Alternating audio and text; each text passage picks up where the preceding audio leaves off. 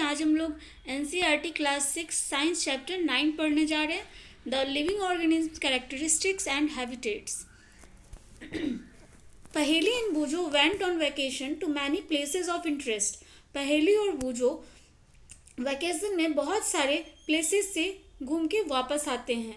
One such trip took them to the river Ganga in Rishikesh. उनमें से एक ट्रिप ऋषिकेश के रिवर गंगा का था। They climbed the mountains of the Himalayas where it was very cold. वो mountains पे चढ़े थे, हिमालय के माउंटेन्स पे, जो कि बहुत ठंडा था। They saw many kinds of trees on this mountains. उन्होंने उस माउंटेन्स पे बहुत तरह के पेड़ देखे, जैसे कि oaks, pines, deodars, very different from the ones near their home on the plains. जो उनके घर के आसपास जो पेड़ हैं उनसे वो डिफरेंट थे, जो कि प्लेन में होते हैं उससे वो डिफरेंट थे। In yet another trip they travel to Rajasthan. दूसरे ट्रिप में वो राजस्थान ट्रेवल किए and moved on camels through the hot desert. और कैमल्स पे घूमे, ऊंट पे उन्होंने सवारी की और घूमी। They collected different kind of cactus plants from this trip. उन्होंने उस ट्रिप में राजस्थान जहाँ घूमने गए वहाँ पे जो कैक्टस के प्लांट होते हैं जो कि डिजर्ट में ही निकलते हैं, उसे कलेक्ट किया। Finally they went on a trip to Puri and visited the sea beach. Last में उन्होंने पुरी ट्रिप की, पुरी में विजिट किया जहाँ के सी बीच पे dotted with casuarina trees. While recollecting all the fun that they had on these trips, a thought struck them. जितने भी जगह उन्होंने ट्रैवल किया वहाँ से वो सारा सब कुछ जो फन था उसे इकट्ठा किया। A thought that struck them, all this places were so different from one another. एक बात उनके मन में ये बैठ गई कि अलग अलग जगह पे जब वो घूमने गए तो अलग अलग तरीके की चीज़ें उन्होंने देखी। क्लाइमेट भी चेंज था, पेड़ पौधे भी अलग थे, बहुत सारी चीज़ें अलग थी। जैसे समवेयर कोल्ड, कहीं ठंडा था, समवेयर हॉट, कहीं पे बहुत गर्म था और सूखा था, and some places so humid, and yet all of them had many organisms of various kind. और इन सारे जगहों पर वेरियस काइंड के ऑर्गेनिज्म थे, ठीक है, जो कि लिविंग क्रिएचर्स होते हैं। They try to think of a place on earth where they may not be any living creatures. They try to think of a place on earth. उन्होंने ये सोचने की कोशिश की कि क्या अर्थ पे कोई ऐसा प्लेस है जहाँ पे कोई भी लिविंग क्रिएचर्स नहीं है। Boojho thought of place is near his home. Inside the house, he tried the cupboards. He had thought that there may not be any living organisms here. बूजो अपने घर के अंदर he tried the cupboards. He had thought that there may not be any living organisms here. Cupboard जो है उसे देख के उसने सोचा कि क्या इसमें कोई भी लिविंग ऑर्गेनिज्म नहीं है। But he found one tiny spider in the cupboard. लेकिन उसने देखा कि उस कपबोर्ड में एक टीनी स्पाइडर है, छोटा सा मकड़ी है, ठीक है। आउटसाइड द होम टू, घर के बाहर भी लिविंग ऑर्गेनिजम्स है। There didn't seem to be any place he could think of that didn't have living creatures of some kind or the other. Figure 9.1 9.1 के फिगर में आप देखो कि लिविंग क्रिएचर्स जो होते हैं तरह तरह के होते हैं। जैसे सीप है, ये सब अलग अलग होते हैं, ठीक है, एक जैसे सब नहीं होते। Paheli started thinking and reading about far away places. She read that people have even found tiny living organisms in the opening of volcanoes. Next है organism and the surroundings where they live. Another thought that occurred to Paheli and Boojho was about the kinds of living organisms that were present in different locations that they had visited. Another thought that occurred to पहेली and बूजो। दूसरा जो thought आता है पहेली और बूजो के मन में was about the kinds of living organisms, living organism के काइंड्स के बारे में, that were present in different location, जो कि अलग अलग लोकेशंस पे प्रेजेंट है। जैसे कि उन्होंने राजस्थान घूमा, पूरी घूमी, तो इस सारे जगह पे अलग अलग तरीके के लिविंग ऑर्गेनिजम्स हैं. The desert had camels, the mountains had goats and yaks. जैसे डिजर्ट में कैमल्स पाए जाते हैं, माउंटेन्स पे गोट और याक में पाए जाते हैं. पूरी हैड सम अदर क्रिएचर, और पूरी में अलग तरीके के क्रिएचर्स हैं, अलग तरीके के लिविंग ऑर्गेनिजम्स पाए जाते हैं. Crabs on the beach, crabs जो होता है वो बीच पे पाया जाता है. And such a variety of fish being caught by the fisherman at the sea.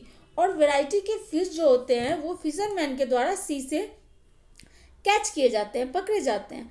And then there did seem to be some creatures like ants, और कुछ ऐसे क्रिएचर्स थे जैसे ants that were present in all this different locations.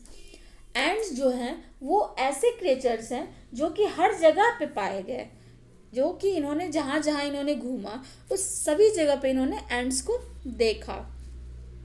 The kind of plants found in each of these regions were so different from the plants of the other regions. Plants जो थे इन जगहों पे वो different थे. जैसा कि अपने घर के पास देखते हैं वैसा वहाँ नहीं था, और जैसा वहाँ था वैसा वो यहाँ अपने घर के आसपास नहीं देखते. तो हर एक लोकेशंस पे, हर एक रीजन्स पे अलग अलग तरीके के लिविंग क्रिएचर्स होते हैं, अलग अलग तरीके के पेड़ पौधे होते हैं, एक जैसे नहीं होते. What about the surroundings in these different regions? Where they seem? What about the surroundings in these different surroundings के बारे में आप क्या कहना चाहोगे कि क्या ये सेम होते हैं या डिफरेंट होते हैं अलग रीजन्स में? एक्टिविटी 1 में हम देखेंगे let us start with the forest. हम फॉरेस्ट से स्टार्ट करते हैं, जंगल से. Think of all the plants, animals and objects that can be found there. सभी चीज़ों के बारे में आपको सोचना है, जैसे कि प्लांट्स, पेड़, जानवर और जो भी ऑब्जेक्ट्स जो कि वहाँ पाए जाते हैं. List them in column 1 of table 9.1. अब जितने भी चीज़ों को आपने सोचा उसे आपको कॉलम 1 में 9.1 के कॉलम 1 में आपको लिस्ट करना है, लिखना है. List things, animals and plants found in the other region. अब आपको क्या करना है, अब उन चीज़ों को लिस्ट करना है जो कि अदर रीजन में पाए जाते हैं, that are also shown in the table, जो कि आपको इसी टेबल में शो किया गया है. You can collect the examples scattered through this chapter. आप क्या करो कि आपको इस चैप्टर में जो दिखाया गया है वहाँ से भी आप एग्जाम्पल कलेक्ट करके लिस्ट कर सकते हो, लिख सकते हो. This chapter to be fill table 9.1. Discuss also with your parents, friends and teachers to find more examples to fill the tables. आप इन चीज़ों के बारे में अपने पेरेंट्स से, फ्रेंड्स से और टीचर्स से डिस्कस करके इन टेबल को फिल कर सकते हो. You can also consult many interesting books in libraries that talk of animals, plants and minerals of different regions. आप किसी लाइब्रेरी के किसी बुक से भी कंसल्ट करते हो जिसमें बहुत अलग अलग तरीके के एनिमल, प्लांट और मिनरल्स के बारे में डिस्क्राइब किया है, लिखा गया है, कही गई है बातें डिफरेंट रीजन्स में जो होते हैं. Try and include many plants, animals and objects big and small in each of the columns in the table. अब क्या कह रहा है, try and include many plants, animals and objects big and small in each of the column in list. अब आपको क्या करना है कि आपको ऐसे पेड़, जानवर और ऑब्जेक्ट्स को इंक्लूड करने का ट्राई करना है जो कि बिग और स्मॉल दोनों होते हैं. What kind of objects will we find that may not be animals or plants? Perhaps parts of plants like dried leaves or parts of animals like bones. We may also find different kind of soil and pebbles. We may perhaps parts of plant जैसे dried leaves, सूखी पत्ती, और parts of animals जैसे bone हो गया, हड्डी है. We may also find different kind of soils and pebbles. हम लोग देखते हैं, हम लोग बहुत तरीके के सॉइल्स और पेबल्स भी देखते हैं, पाए भी जाते हैं. Water in the oceans may have salt dissolve in it. समुद्र का जो पानी होता है उसमें हम देखते हैं कि उसमें साल्ट डिजॉल्व होता है, जैसा कि हमने चैप्टर 5 में डिस्कस किया था. There could be many more objects as we go through the chapter. Keep adding more examples to table 9.1. हम देखते हैं 9.1. in the forest, on mountains, in the desert, in the sea, any other. In the forest, elephant, lion, tiger. On mountains, goat, yak. ठीक है. In desert, camel. In the sea, fish, dolphin, shark, any other. ठीक है. Next है habitat and adaptation. What do you find from the plants and animals listed in activity 1? Activity 1 में जो आपने plants और animals को लिस्टेड किया उसमें आपने क्या पाया? Did you find a large variety in them? Look at what you have entered in the column for the dessert. आपको ये देखना है कि आपने डिजर्ट वाले कॉलम में क्या फिल किया है. And the column for the sea in table 9.1 और सी के कॉलम में आपने क्या फिल किया. Did you list very different kind of organism in this 2 columns? क्या आपने इन 2 कॉलम में अलग अलग तरीके के ऑर्गेनिजम्स को लिस्ट किया है. What are the surroundings like in this 2 regions.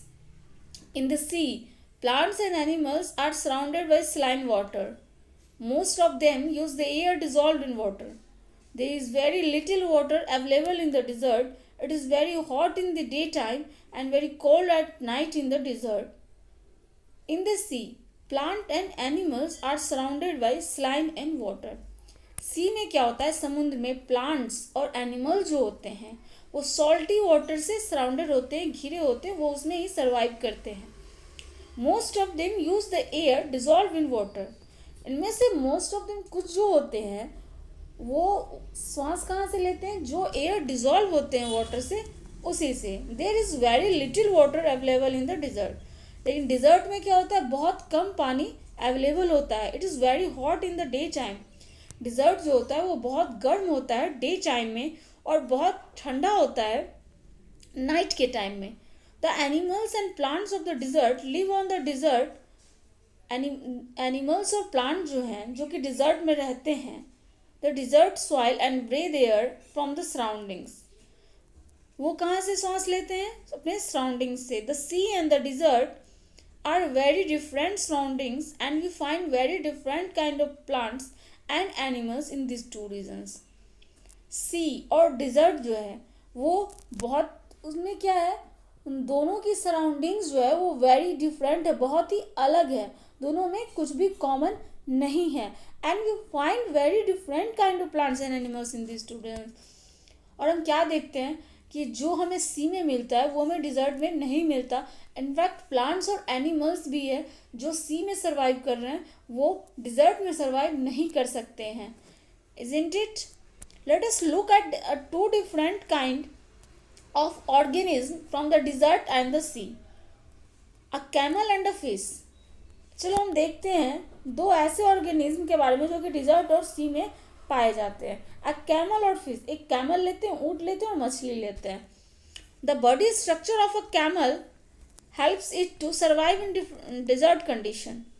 अब कैमल का बॉडी ऐसा है, कैमल की जो बॉडी होती है, ऊँट की जो बॉडी स्ट्रक्चर है वो ऐसी स्ट्रक्चर उसकी बनी हुई है जिससे कि वो डिजर्ट में सर्वाइव कर सकता है.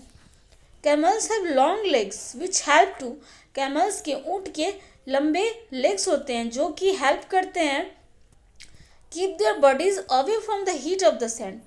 उसकी जो लंबे लंबे पैर हैं उससे क्या होता है, उन्हें डिजर्ट की जो गर्मी है उससे उन्हें उनके बॉडी को प्रोटेक्ट करता है. दे excrete a small amount of urine. ये क्या करते हैं, यूरिन को बहुत ही कम मात्रा में एक्सक्रीट करते हैं, बाहर निकालते हैं. ठीक है. Their dung is dry and they do not sweat. Their dung is dry. इसके जो गोबर होते हैं वो ड्राई होते हैं, बहुत ही ड्राई होते हैं और ये इनमें पसीना नहीं आता. ऊँट जो है उनमें, उनकी बॉडी पे पसीना नहीं आता. Since camels loss very little water from their bodies. तो क्या होता है, इस तरीके से कैमल की बॉडी से बहुत ही कम मात्रा में पानी बाहर निकलता है. Late us look at different kind of fish. अब हम देखते हैं डिफरेंट काइंड ऑफ फिश के बारे में. Some of these are shown in figure 9.3 में कुछ दिया है. उधर देखेंगे, देखो 9.2 में क्या है, कैमल्स दिया है, इसे आप देख रहे हो लंबे लंबे पैर हैं, जिसकी वजह से ये सैंड जो होते हैं डिजर्ट एरिया में, उनकी गर्मी से इनकी बॉडी को दूर रखता है। फिश को देखते हैं, ये देखिए डिफरेंट काइंड के फिश हैं, कुछ छोटे हैं, कुछ बड़े हैं, किन्हीं के कोई मोटे से हैं, तो सभी अलग अलग तरीके के होते हैं। There are so many kind of fish, but do you see that they all have something common about themselves? हम देखते हैं कि फिश बहुत सारी बहुत अलग अलग तरीके की होती है, लेकिन आपने एक चीज़ नोटिस किया होगा कि सभी फिश की शेप क्या है, वो लगभग कॉमन होती है। All the ones shown that here have the streamline shape that was discussed in chapter 8। हमने चैप्टर 8 में डिस्कस किया था एनिमल्स के बॉडी के बारे में, और वो कैसे मूव करती है, अलग अलग एनिमल्स कैसे अलग अलग तरीके से मूव करके एक जगह से दूसरे जगह जाते हैं, इसके बारे में। दिस शेप, तो उसमें हमने देखा था कि फिश का जो शेप होता है वो स्ट्रीमलाइंड होता है, ठीक है। Fish have slippery scales on their bodies. Fish के पास क्या होता है, उसकी बॉडी पे स्लिपरी स्केल्स होते हैं। आप देखते हो जब आप फिश को हाथ में लेते हो तो वो स्लिप करती है, अटकती नहीं है, वो स्लिप करती है बार बार, तो स्लिपरी स्केल्स होते हैं। These scales protect the fish and also help in easy movement through water. ये जो स्लिपरी स्केल्स होते हैं फिश के, ये इनको प्रोटेक्ट करती है और हेल्प करती है वाटर में ईजिली मूव करने के लिए। We discuss in chapter 8 that fish have flat fins and tails. हमने चैप्टर 8 में ये डिस्कस भी किया था कि फिश के जो फिन्स है वो फ्लैट होते हैं, and tails that help them to change direction, keep their body balance in water. Fish के जो फिन्स और टेल्स होते हैं वो डायरेक्शन चेंज करने में और बॉडी को बैलेंस रखने में वाटर में हेल्प करते हैं। अब फिन्स और टेल्स किसे कहते हैं, देखें टेल्स किसे कहेंगे, जो इसके पीछे में होता है, सबसे पीछे वाला पार्ट होता है, ये टेल्स हो गया। और इसके माउथ के नीचे जो दोनों साइड से निकले होते हैं उसे हम फिन्स कहते हैं, ठीक है। Gills present in the fish help them to use oxygen dissolve in water. Gills जो होता है, मछली सांस किससे लेती है, तो गिल्स से लेते हैं। जैसे हम लोग लंग्स से लेते हैं, तो मछली किससे लेती है, गिल्स से लेती है। तो इसका जो गिल्स है वो क्या करता है, वो वाटर में, वो पानी में जो ऑक्सीजन डिजॉल्व है उसी को, तो उसमें जो ऑक्सीजन डिजॉल्व होता है तो सिर्फ ऑक्सीजन तो लेती नहीं है, तो उसमें कुछ ना कुछ कार्बन डाइऑक्साइड तो मिक्स होता है। तो वो क्या करती है, उसमें से जो उसमें जो ऑक्सीजन डिजॉल्व उसे लेती है, और जो उसमें कार्बन डाइऑक्साइड मिक्स होते हैं उसे वो उस गिल्स के माध्यम से ही बाहर कर देती है। We see that the features of a fish help it to live inside water and features of a camel help it to survive in a desert. अब देखिए अब क्या कह रहा है कि हमने देखा कि फिश का जो फीचर है, जैसे उसके गिल्स हैं, फिन्स हैं, तो आपने देखा कि फिन्स और टेल्स क्या करते हैं, उसके बॉडी को मूव करने में वाटर में और प्रोटेक्ट करने में हेल्प करते हैं। और उसके गिल्स क्या हैं, वो ऑक्सीजन जो डिज़ोल्व होते हैं उसमें से ऑक्सीजन लेने में गिल्स को क्या करती है, हेल्प करती है। और हमने कैमल के बारे में देखा कि उसका जो स्ट्रक्चर है वो उस वजह से डिज़र्ट में सर्वाइव कर पाता है। तो हैबिटेट एंड एडेप्शन का मतलब यहाँ यही है, जैसा कि हमने देखा था कि हमें क्या पढ़ना था, हैबिटेट एंड एडेप्शन। तो हैबिटेट एंड एडेप्शन का मतलब ये होता है कि जैसे हम अभी यहाँ पे सर्वाइव कर रहे हैं, ठीक है, अगर हम वही मून पे जाते हैं तो हमें उस चीज़ों की ज़रूरत होती है, हमें वो चीज़ें लेके जानी होती है, क्योंकि हम वहाँ के लिए नहीं बने हैं। तो जैसे ऊँट है, ऊँट क्या है, वहाँ पे डिज़र्ट में रह सकते हैं, लेकिन हम क्या है, हम इतना ईजिली जैसे वो रह सकती है वैसे ही जानवर जो यहाँ के जानवर है, जो सी के जानवर, क्या आप फिश को डिज़र्ट में छोड़ दो तो वो सर्वाइव कर पाएगी, नहीं कर पाती है, वो मर जाएगी, वो नहीं अडेप्ट नहीं करती है, वहाँ का जो क्लाइमेट होता है उसको अडेप्ट नहीं कर पाती है। लेकिन डिज़र्ट में कैमल क्या है, कैमल का बॉडी स्ट्रक्चर क्या है, वो उसको अडेप्ट करती है, उसके क्लाइमेट को अडेप्ट करती है। देखो अगर वो वहाँ पानी कम है तो कैमल का क्या है, डंग भी ड्राई होता है, वो यूरिन भी बहुत कम एक्सक्रीट करती है, उसके बॉडी से स्वेटिंग भी नहीं होती, तो क्या है, तो वो सर्वाइव कर जाएगी इजली। लेकिन सभी जानवर वहाँ सर्वाइव नहीं कर पाते हैं इतनी ईजी तरीके से।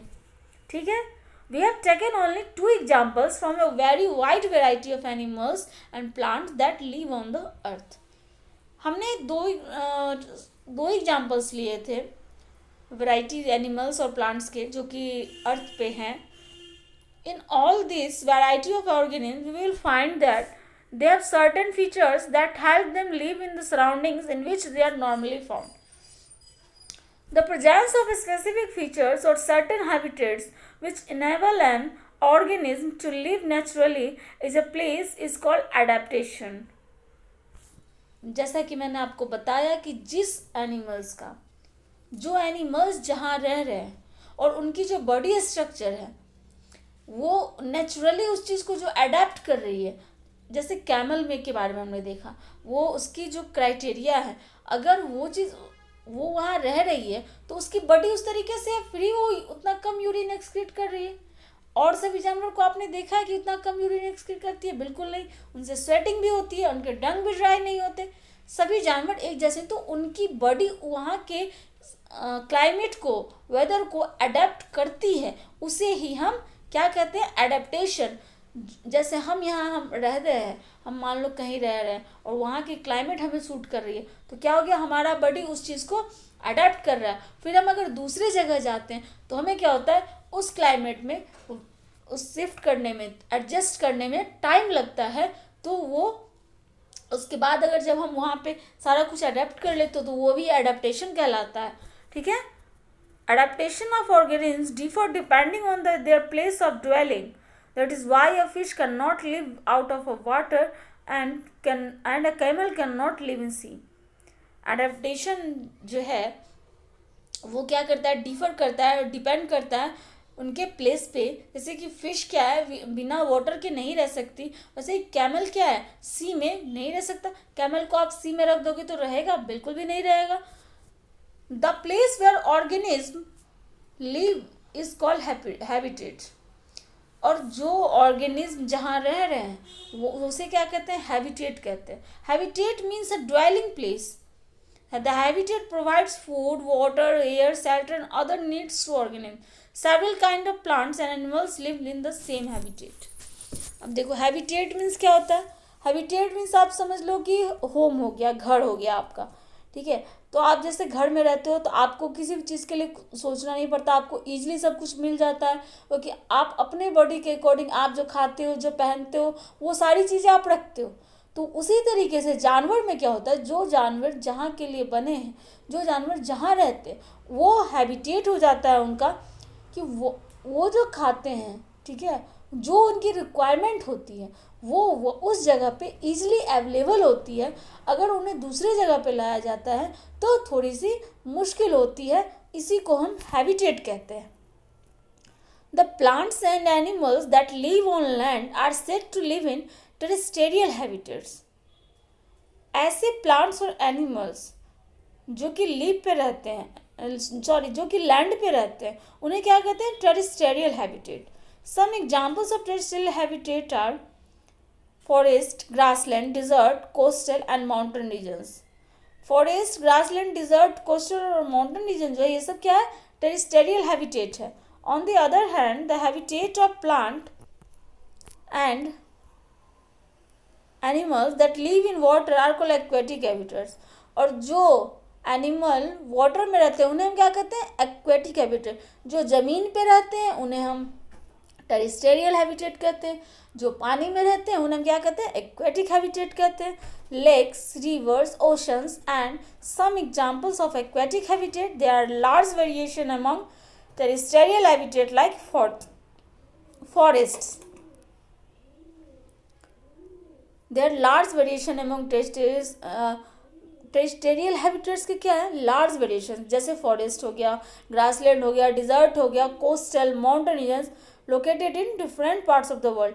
और क्या ये सारी जगह सारी चीज़ें जो है एक जगह नहीं है, अलग अलग जगह पे है। ठीक है, जैसे डिज़र्ट आप देख लो तो वो राजस्थान में है, अबू धाबी है, इस सब जगहों पर क्या होता है? डिज़र्ट एरिया है। ठीक है, तो अलग अलग वर्ल्ड के अलग अलग जगहों पर ये सारी जगहें हैं. The organism both plant and animals living in a habitat are its biotic components. The non-living things such as rocks, soil, air, and water in the habitat constitute its abiotic components. The organisms, both plant and animals, living in a habitat. अब देखो क्या कह रहा है, जो organism, जो plant और animals हैं, living in a habitat, plant और एनिमल जिस हैबिटेट में रहते हैं उसे हम क्या कहते हैं, बायोटिक कंपोनेंट. और जैसे रॉक, सॉइल, एयर, वाटर, ये सब क्या नॉन लिविंग थिंग्स है. तो ये सब जहाँ रहते हैं, जिस हैबिटेट में हैं, उन्हें हम क्या कहेंगे, ए बायोटिक कंपोनेंट. क्या कहेंगे, abiotic component. Are sunlight and heat are biotic और एबायोटिक. अब क्या पूछ रहा है कि क्या सनलाइट और हीट बायोटिक है या एबायोटिक है. We know that some plants grow from seeds. हम लोग जानते हैं कि कुछ प्लांट्स जो हैं वो क्या करते हैं, सीड्स से ग्रो होते हैं, बीज से. Let us look at some abiotic factors and their effect on seeds as they grow into young plants. देखेंगे हम कि सम एबायोटिक फैक्टर्स, कुछ एबायोटिक फैक्टर्स होते हैं, उसके इफेक्ट होते हैं जिससे कि बीज ग्रो करती है और वो यंग प्लांट बनती है. एक्टिविटी 2 में हम देखेंगे, रिकॉल एक्टिविटी 5 इन चैप्टर 1.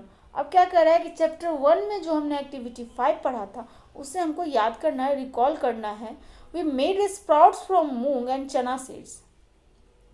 हमने क्या किया था उस चैप्टर में कि मूंग जो था और चना जो था, ठीक है, उससे हमने उसके सीड्स को हमने देखा था. उसे हमने रात भर भिगो के छोड़ा उसे, ठीक है. उसके बाद एक कॉटन के कपड़े में सुबह उसके पानी को हटाने के बाद एक कॉटन के कपड़े में उसे बांध के रख दिया था हमने. तो क्या देखा हमने कि उससे स्प्राउट्स निकल आए हैं, देखा था हमने. It is said to be germinated. This is the beginning of life of a new plant. वो जो आप उसमें वाइट देखते हो कि निकल आते हैं, उसे हम जर्मिनेटेड कहते हैं. और वो एक न्यू प्लांट का बिगनिंग होता है, ठीक है. जैसे कि नए पौधा जन्म लेता है तो वो उसका स्टार्टिंग होता है कि अब उसमें से नए पौधे जन्म ले रहे हैं. Collected some dry moong seeds, keep 20-30 seeds aside and soak the rest in water for a day. Divide the soaked seed into 4 parts.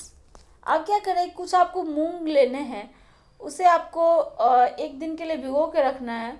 उसके बाद अब आपको एक दिन के बाद आपको सोक्ड सीड को 4 पार्ट्स में डिवाइड करना है. जो आपने भिगा के रखा था उसे आपको 4 भाग में बांटना है. Keep 1 part completely submerged in water for 3-4 days. एक पार्ट जो है उसमें से उसको आपको 3-4 दिन के लिए पानी में डुबा के रखना है. Do not disturb the dry seeds and दो सबमर्ज्ड इन वाटर. आपको ड्राई सीड्स जो हैं जो सबमर्ज्ड है वाटर में, उन्हें आपको बिल्कुल भी टच नहीं करना है. Keep 1 part of soaked seeds in a Sunny room. अब आपको क्या करना है, वो जो सोक्ड सीड था आपका गीला वाला मूंग जो आपने भिगा के रखा था, उसे आपको क्या रखना है, सनी रूम में रखना है जिसमें धूप आती है. Another in a completely dark region. और जो तीसरा है उसको आपको कहाँ रखना है, कम्प्लीटली डार्क रीजन की अंधेरी जगह पे, लाइक ए कप बोर्ड में that doesn't allow any light to come in, जहाँ पे कोई भी लाइट नहीं आती हो. Keep the last part in very cold surroundings. और जो लास्ट पार्ट बचा है आपका उसको आपको बहुत ही ठंडी जगह पे रखना. से इन अ रेफ्रिजरेटर और विद आइस सराउंडिंग. जैसे कि रेफ्रिजरेटर हो गया या फिर आइस के बीच में डाल दो, ठीक है. rinse them and replace the water every day. What do you notice? After a few days, do the seeds in all the 5 conditions germinate uniformly? अब आप देखो कि आप जो है उसमें से वाटर डेली रिप्लेस कर रहे हो, हटा के दूसरा डाल रहे हो. तो क्या आपने कुछ दिन के बाद आपने क्या नोटिस किया, do the seeds in all the 5 condition germinate uniformly. क्या सीड्स जो हैं वो 5 कंडीशन में जर्मिनेट कर रहे हैं. Do you find slower or no germination in any of this. क्या आपने ये नोटिस किया कि किसी में स्लोली जर्मिनेट हो रहा है या किसी में बिल्कुल भी जर्मिनेशन नहीं है. Do you realise the abiotic factors like air, water, light, heat are important for the growth of plants. क्या आपने रियलाइज़ किया कि जो एबायोटिक फैक्टर्स हैं जैसे एयर, वाटर, लाइट और हीट, ये प्लांट्स के ग्रोथ के लिए ज़रूरी है. In fact the abiotic factors are important for all living organism. तो क्या है कि ये जितने भी एबायोटिक कंपोनेंट्स हैं, फैक्टर्स है, एयर, वाटर, लाइट और हीट, ये लिविंग ऑर्गेनिज्म के लिए बहुत ही ज़रूरी होते हैं. We find that organism exist in very cold as well as very cold hot climates. हमने देखा है कि ऑर्गेनिज्म जो है वो बहुत ही ठंडे या बहुत ही कोल्ड क्लाइमेट में पाए जाते हैं. Isn't it? How do they manage to survive? ये कैसे मैनेज करती है सर्वाइवल को? Adaptation is the method by which organism get well adjusted to the climate. Adaptation वो मेथड है जिससे कि ऑर्गेनिज्म जो है वो उस क्लाइमेट में एडजस्ट करती है. जैसे कि हमने बताया कि अगर किसी चीज़ को, अगर आप खुद ही दूसरी जगह जा रहे हो तो वहाँ के क्लाइमेट में आप धीरे धीरे एडजस्ट कर जाते हो, उसे ही एडेप्टेशन कहते हैं. क्या कि आपकी बॉडी जो है वहाँ के क्लाइमेट को अडेप्ट करने लगती है. टाइम लगता है बट अडेप्ट कर लेती है. Adaptation doesn't take place in a short time because the abiotic factors of a region also change very slowly. Adaptation जो होता है वो बहुत ही कम समय में नहीं होता, उसके लिए टाइम चाहिए होता है. Because the abiotic factors of a region also change very slowly. क्योंकि किसी भी रीजन का जो एबायोटिक फैक्टर है वो भी बहुत धीरे धीरे चेंज होता है, स्लोली चेंज होता है. Those organism which can not adapt to these changes, ऐसे ऑर्गेनिज्म जो इस चेंजेस को अडेप्ट नहीं कर पाते, ठीक है, ऐसे ऑर्गेनिज्म जो इस चेंजेस को अडेप्ट नहीं कर पाते वो क्या होते, मर जाते हैं. And only the adapted one survive. और जो अडेप्ट करते हैं वही सर्वाइव कर पाते हैं. Organism adapt to different abiotic factors in different way. Organism जो है वो सारे ऑर्गेनिज्म एक ही तरीके से अडेप्ट नहीं करते. हर ऑर्गेनिज्म अलग अलग तरीके से एबायोटिक फैक्टर्स को अडेप्ट करते हैं. This results in a wide variety of organism in different habitats. Let us look at some habitats understood the abiotic factors and adaptation of animals in these habitats. Let us look at some habitats understood the abiotic factors and adaptation of animals in these habitats. ठीक है, यहाँ तक हमने पढ़ लिया. अब हम पढ़ेंगे, अब इसके आगे 9.3 से हम नेक्स्ट पार्ट में पढ़ेंगे. तब तक के लिए अगर सेशन अच्छा लगा हो तो लाइक एंड सब्सक्राइब करें और नेक्स्ट वीडियो आपके पास सबसे पहले पहुंचे इसके लिए आपको बेल आइकन को प्रेस करना है. तब तक के लिए टाटा, बाय बाय.